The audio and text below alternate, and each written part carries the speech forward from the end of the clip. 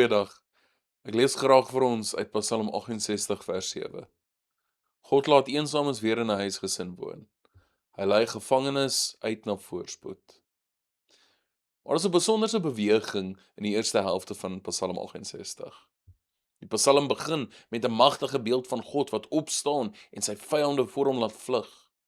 Hy word beskryf as die een voor wie alles wat hom teenstaan uiteindelik moet wyk. Maar dan verskuif die fokus. Die Psalm begin praat oor mense wat nie mag het nie. 'n Vaderlose kind, 'n weduwee, 'n eensame mens, 'n gevangene. Dit is mense wat maklik deur die wêreld miskyk word. Hulle het nie noodwendig die vermoë om hulle omstandighede te verander nie. Hulle kan nie sommer self 'n nuwe huis bou of 'n verlore plek terugkry nie. Tog is dit juis na hierdie mense wat God sy aandag rig. God laat eensames weer in 'n huisgesin woon. Dit is 'n mooi beeld. Want die Psalm sê nie bloot dat God eensames vertroos nie. Hy bring hulle huis toe. Hy gee aan mense wat voel asof hulle op die buitekant staan, weer 'n plek waar hulle behoort. Ons dink soms aan God se krag as iets wat veral sigbaar is wanneer hy groot dinge doen.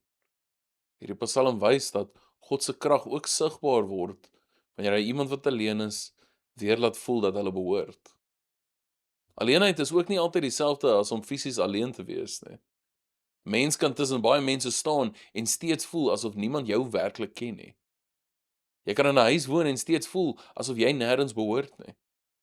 Jy kan selfs tussen gelowiges wees en wonder of daar werklik 'n plek is vir jou. Psalm 68 sê, God sien sulke mense. Die God wat die vyande laat vlug, is dieselfde God wat vir die eensame huis gee. Sy grootheid en sy teerheid staan nie teenoor mekaar nie. Dit is juis dieselfde God. En hier lê ook 'n roeping vir ons.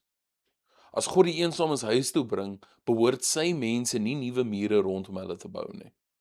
Die kerk behoort 'n plek te wees waar mense wat alleen voel ontdek dat daar is 'n plek vir hulle. Want vir God is niemand bloot 'n buitestander nie. Hy is die God wat mense huis toe bring. Here, dankie dat U die eensames raak sien en die mense huis toe bring. Help ons om ook mense raak te sien wat alleen, vergete of uitgesluit voel. Maak van ons gemeente 'n plek waar mense welkom voel en weet dat daar vir hulle 'n plek is. Amen.